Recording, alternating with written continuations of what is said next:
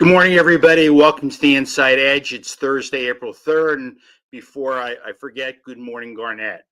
Eventually, we're going to have to talk about Mario. I guess now is as good a time as any. But first, I'm going to take a quick detour. Back in 1984, with Ronald Reagan at the top of the ticket, Republicans thought they could beat freshman Congressman Bob Torricelli. He had flipped a Bergen County House seat 2 years earlier, and an unknown 30-year-old political operative named Neil Romano showed up, and he promised to self-finance. He said he had personal money.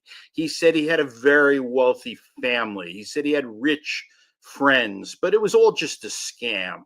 Romano didn't have any fundraising ability. He raised less than $90,000. Torricelli outspent him by more than 5-1 and beat him by 26 points in a district that Ronald Reagan won by 18. So this brings me to Mario Kranjak, the obscure former mayor of the small town of Englewood Cliffs, a late arrival into the Republican gubernatorial primary field, a primary that started 3.5 years ago. So I have to wonder how seriously to take Kranjak. I spent 2 days listening to a hearing on his nominating petitions. He had trouble even getting on the ballot. He just narrowly made it by 115 signatures over the 2,500 that he needed. That's not a good sign for somebody running for governor to be that close to just being tossed from the ballot. And the greatest uncertainty for him is money. For 7 months, I heard about Kranjak's ability to raise millions of dollars. Newt Gingrich was going to bring in money. And Mario, well, he was a wealthy lawyer, a venture capitalist, and he was prepared to put millions of dollars in the race.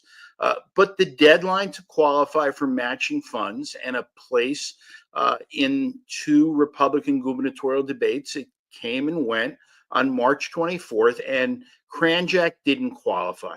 All he needed to do was write a check for $580,000, and he didn't do that. And now I don't know if he's viable at all. If this is just sort of smoke and mirrors, maybe one of those emperor has new clothes things. Maybe he will be serious. Maybe he can take some MAGA votes away from Bill Spadia. And maybe he's just one of those guys who winds up in the history books having run for governor and gotten 5% of the vote.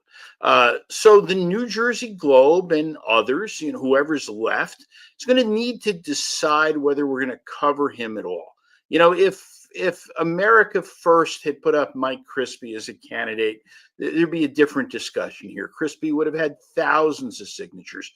He would have gotten to matching funds, but Mario's not Crispy. That's everything for me today. Joey Fox is going to fill in for me tomorrow. Have a great day, and thanks for listening.